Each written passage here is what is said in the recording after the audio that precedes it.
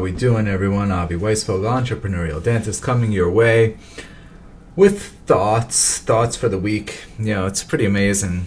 I think of my career as a dentist and compare it to where I am now, where I am just an entrepreneur in the world of healthcare. So my mother-in-law, of course, came to me this week with questions about her teeth.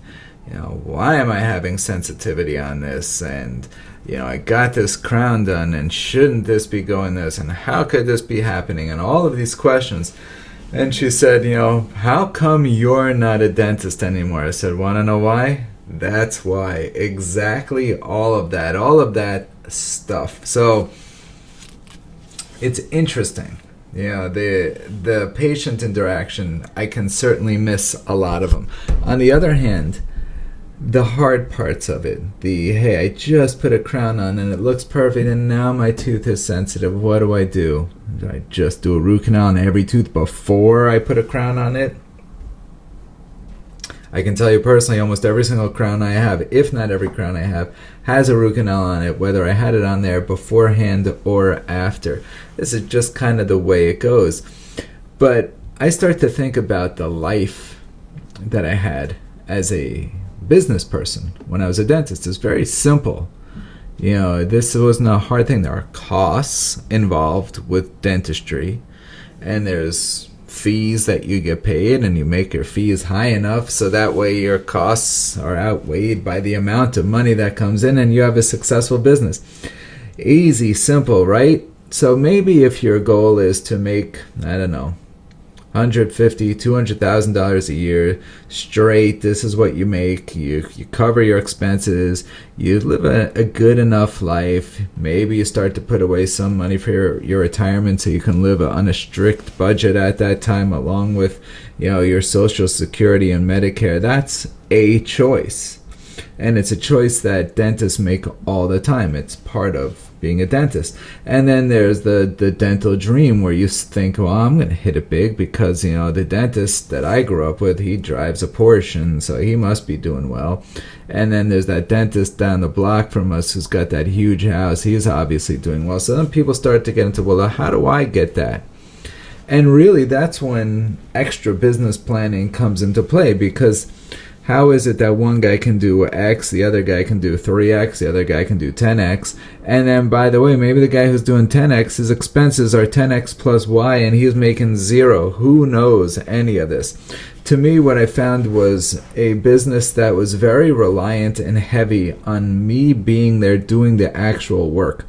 Taking an associate and putting them into play with margins that were so tight was not necessarily reliable. Taking an associate and putting him into play and hoping that he produced enough, not necessarily a reliable model.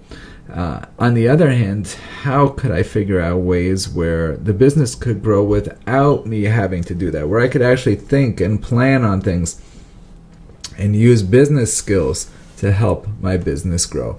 I came to the realization about 15 years, 14 to be exact, into my career, that I didn't think it was possible with the life I wanted to go ahead and do it that way. And as you know, if you followed my story or my career at all, I did find success in the world of dental sleep medicine. Now, here's what's interesting. I get asked this question all the time along the lines of, hey, does this make sense? Does it make sense that I would take a course? I mean, I'm successful in dentistry. Does it make sense that I would take a course in sleep medicine and then not be successful? Or how is it that you could be successful and I'm not successful? And what is it about your business that causes this type of success? And the answer comes down to something that's pretty simple, believe it or not. If we take the world of sleep medicine and we put the dentist in the equation, it's the last step. Out of about 50 to 100 steps, it's the last step. Think about that, right? Here we go. We have all of these little steps to go to take a patient and turn them into a sleep patient. The last part of it is doing an oral appliance. There's so many facets to this business.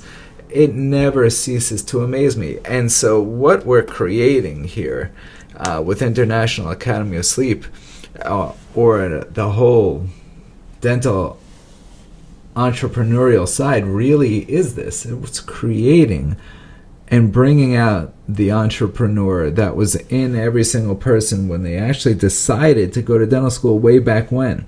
Because at some point, there was a choice of what to do for a career, and the choice of dentistry is actually usually a pretty stable choice, to say the least. Hey, I can have set hours, be my own boss, make a good enough living.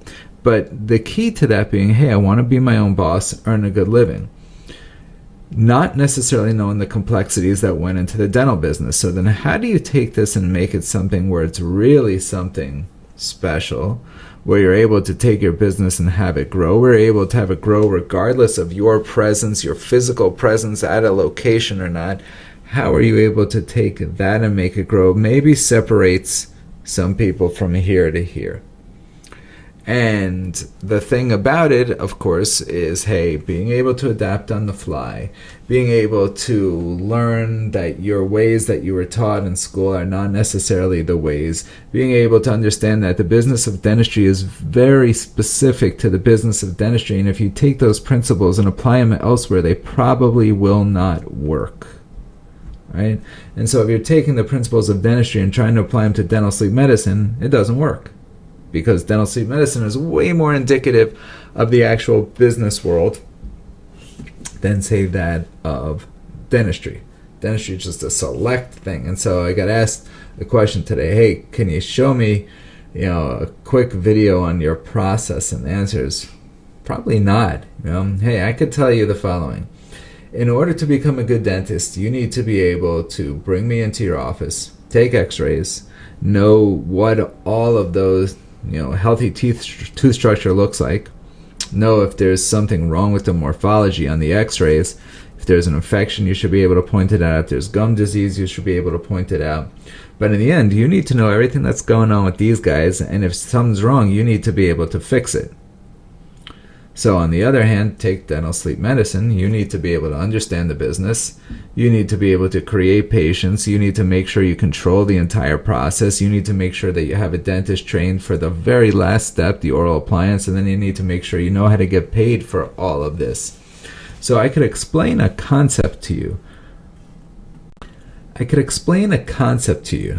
But I can't really teach it to you where you start to get it any more than I could teach you how to become a dentist in a 2 to 3 hour video, right? You got to know everything that has to go on here, but in order to understand the complexities of it all, you got to go to school, you got to practice. In school, you have to practice on patients, and then you go out, maybe you do a residency, you start to own a business, or maybe you work for someone, but you start to learn the complexities of being a dentist, and at some point it just becomes an old hat. That's the way it is with this. You have to start looking at every other business as a separate business and know that the same work that you put into dental school to become a dentist and learn the tricks of the trade to become a dentist and learning the business as you're out is kind of the same effort you're going to need to put in elsewhere in this world. So the entrepreneurial dentist knows and understands that business is just that. So hey, nothing personal about it. It's just business. You obviously need to have more money coming in than going out. You need to look at all the pieces involved, and you need to really plan it out accordingly. You need to know it, master it, just become the absolute boss of that business, and then see where it goes. So tips of the day: no matter what you're doing, become the absolute best. Learn it till it's just flowing out of you. Learn it so well you could teach it to anybody else. Once you get it at that point, now you start to dive in. You start to come up with a plan. You strategically put out your plan. Once your plan is there, you're going to execute like crazy. The people who come up with the plan are not usually the people that execute. You just hire a team around you that's able to get you there. This is so vastly different than the world of dentistry that knowing how to run a dental practice is specific to that field. when it comes to the rest of the business, open your mind, expand it, because eventually you're going to be able to run a really successful business if you can do so. Have a great day.